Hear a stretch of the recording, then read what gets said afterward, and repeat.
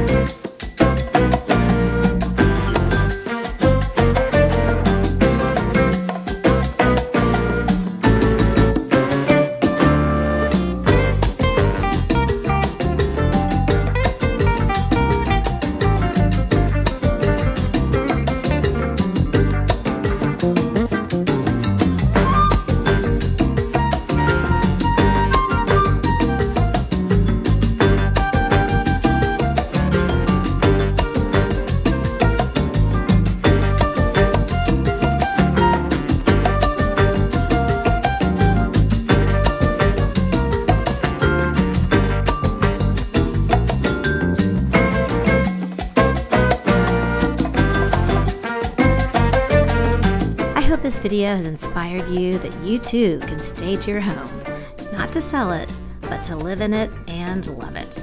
If you enjoyed this video, I'd love it if you give it a thumbs up, consider subscribing to my YouTube channel, and while you're there, click on that bell icon so you can be notified when I release my next organizing video.